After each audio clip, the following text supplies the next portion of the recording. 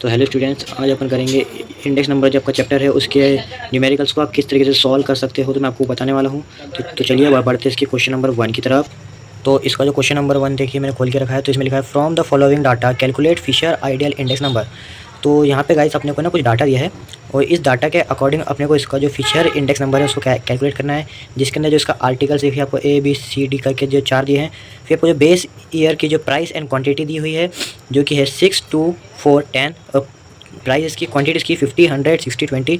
फिर यहाँ पे जो करंट ईयर्स है तो इसके अंदर की जो प्राइस है करंट ईयर्स में 9, 3, 6 एंड 14 है।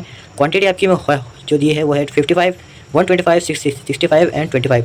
तो इसमें आपको फिशर इंडेक्स को जो है कैलकुलेट करना है। तो चलिए बढ़ते हैं नोटबुक की ओर। तो इसके क्वेश्चन सॉल्व करने के लिए आपको जो है दोस्तों इस तरीके से जो इसका जो भी पूरा चार्ट होता है फॉर्मेट उसको बनाना होगा, जिसमें टोटल 9 कॉलम्स बनते हैं। जिसको देखिए फर्स्ट कॉलम जो कि क्वेश्चन आपको आर्टिकल दिया है वो आ जाएगा। सेकंड में आपका बेस ईयर जिसके 2 कॉलम बनेंगे P0 और Q0। थर्ड आपका बनेगा करंट ईयर P1 और Q1 का। एंड ये तो आपको क्वेश्चन में से ही सबसे पहले आपको इसको उतार लेना है। उसके बाद जो P0 एंड Q0 का आपको एक बनाना होगा, जहाँ पे आपको इसको मल्टीप्लाई करके यहाँ आने वाला है। फिर उसके बाद P1 एंड Q1 यानी कि करंट ईयर के P1 एंड Q1 का मल्टीप्लाई करके इस कॉलम में। उसके बाद P0 एंड Q1 यानी कि बेस ईयर का P0 एंड करंट ईयर का Q1 आपको मल्टीप्लाई करके यहाँ लिखना है। और सेम यहाँ पे P1 और Q0 यानी कि करंट ईयर का P1 और बेस ईयर का Q0 को मल्टीप्लाई करके यहाँ लिखना है। तो चलिए क्वेश्चन के हिसाब से पहले डाटा को यहाँ फिलअप करते हैं। उसके बाद यहाँ पे पूरे मल्टीप्लाई करके लिखते हैं। तो इसका P1 जो है उसको फाइंड आउट करते हैं 6 hours later. तो क्वेश्चन को सॉल्व करने से पहले मैं बताता हूँ कि P1 Q1 क्या होता है। तो जो P1 होता है ना, तो दोस्तों करंट ईयर का जो प्राइस होता है वो होता है। एंड जो Q1 होता है वो करंट ईयर की क्वांटिटी होती है, जो कि आपको यहाँ पढ़ने में आ रहा होगा। उसके बाद P0 जो होता है वो बेस ईयर का प्राइस होता है और Q1 जो होता है वो बेस ईयर की क्वांटिटी होती है। तो यही चारों को आपको समझना है और यही क्वेश्चन में आगे मैं चलो आपको सॉल्व करके बता देता हूँ। ओके, तो बढ़ते हैं सॉल्यूशन की ओर। 2000 years later.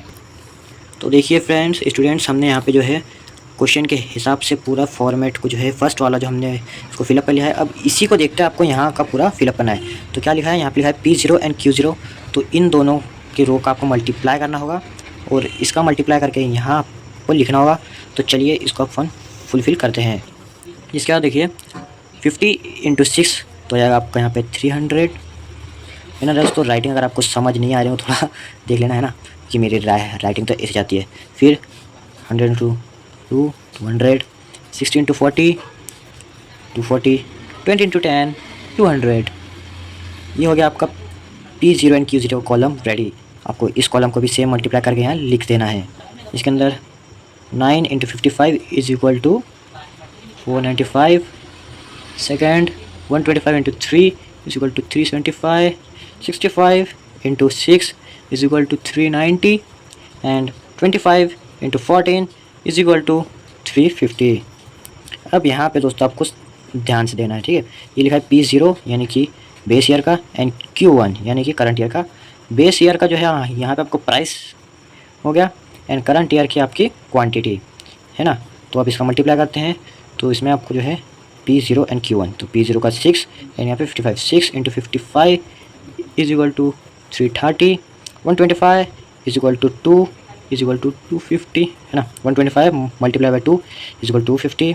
65 × 4 = 260 and last one is 25 × 10 = 250। And same इसमें भी P1 एंड PQ। तो ये आपका आ जाएगा P1 सॉरी दोस्तों P1 एंड Q0। ओके, ये दोस्तों Q लिखा है ना। P1 यानी कि करंट ईयर की प्राइस एंड बेस ईयर का क्वांटिटी। तो करंट ईयर की प्राइस 9 एंड बेस ईयर की क्वांटिटी = 50। तो इसमें 9 × 50 = 450। 3 × 100 = 300। 6 × 60 = 360 एंड 40 = 20 = 280। एंड यहाँ पर आपको जो है चारों को दोस्तों ना टोटल निकाल लेना है। ओके, सो दोस्तों कैलकुलेटर से आप इसको टोटल निकाल लीजिए। उसके बाद सारे टोटल को आप यहाँ पे लिख दीजिए। अब इतना आपका हो जाएगा। उसके बाद आपको इसका फॉर्मूला यूज़ करना है, जो कि ये है एक सिंपल सा इसका फॉर्मूला है P01। जी हाँ दोस्तों, हमें P01 को फाइंड आउट करना है। तो इसका जो फॉर्मूला है सिग्मा P1 Q0 यहाँ पे डिवाइड सिग्मा P0 Q0, फिर दोनों को प्लस करते हुए sigma P1 Q1 and sigma P0 and Q1 multiply by 100। तो यहाँ पे और इसको रूट में आपको अंडर रूट में कर देना है। तो चलिए इन सारी इक्वेशंस को हम यहाँ पे लिखते हैं। तो सबसे पहले P1 एंड Q0 का देखिए, ये आपको लिखना है P1 एंड Q0। तो P1 और Q0 का आपका लिखना होगा, तो ये जाएगा 1390। तो यहाँ पे हम लिखते हैं P01 is equal to under root, तो यहाँ पे आपका 1319 and P0 and Q0। Okay, तो P0 एंड Q0 की रो का टोटल इज इक्वल लिखेंगे आप दोस्तों 940। ओके, एंड इसके बाद दोनों तरफ प्लस का साइन लगा देना है आपको। ओके, उसके बाद आपको लिखना है P1 एंड Q1 का टोटल। तो देखिए ये है P1 एंड Q1 का टोटल बोले तो 1610 and last one is P0 and Q1। Okay, P0 and Q1 का टोटल जो है आपका 1090 एंड मल्टीप्लाई बाय जो ये 100 है, तो ये इस अंडर रूट के बाहर है। ओके दोस्तों, ये फॉर्मूला गाइस आप अच्छे से याद कर लीजिएगा, एंड इस पे फॉर्मूले के हिसाब से यहाँ का जो आपको फॉर्मेट है ये तो आपको दिया ही रहेगा, आपको बस ये वाला याद करना होगा कि किसको कब मल्टीप्लाई किस में करना है। ओके, तो चलिए इसको हम सॉल्व करते हैं। इन दोनों को प्लस करते हैं, इन दोनों को प्लस करके फिर इन दोनों को डिवाइड करके इससे मल्टीप्लाई करते हैं। ओके दोस्तों, तो चलिए इसको भी लिख लेते हैं अपन, अंडर रूट मल्टीप्लाई बाय 100। इन दोनों को प्लस करना है और इन दोनों को प्लस करके यहाँ लिखना है। तो दोस्तों फर्स्ट वाले को प्लस करने पे आपका आएगा 3000 एंड सेकंड वाले को प्लस करने पे आएगा आपका 2030 एंड इसको आपको इसको करना है आपको डिवाइड एंड इससे करना है आपको मल्टीप्लाई। ओके, तो फिर से same P01 is equal to 100 and आपको इसको करना है इससे डिवाइड। तो दोस्तों जब आप इसको कैलकुलेटर में डिवाइड करोगे ना, देखो आपका जो है ना इतना लंबा नंबर आएगा। ठीक है, आपको लंबा नहीं लेना है, आपको लेना है सिर्फ छोटा सा नंबर। ओके, जो कि आपका 1 पॉइंट देखिए आपको जब देख रहा हूँ 1.477। तो अब लिख लेते हैं 1.477। आपको इसको इससे मल्टीप्लाई करना होगा। ओके, और दोस्तों जैसे ही आप इसको मल्टीप्लाई कर लेते हो तो आपका आंसर आएगा 147। और ये देखिए 2 0 है, तो ये पॉइंट 2 के बाद 1 2 पीछे से है ना, पीछे साइड से जब इसका आंसर आएगा तो आ रहा है आपका 1.79 है ना। तो पीछे देखिए 2 0 है ना, तो ये 2 0 के बाद पॉइंट आपको लगा देना है।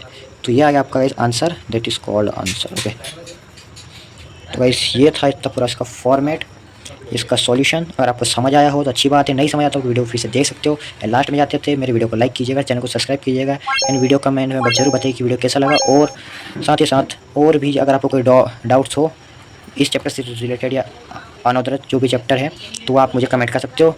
Thanks for watching, bye bye.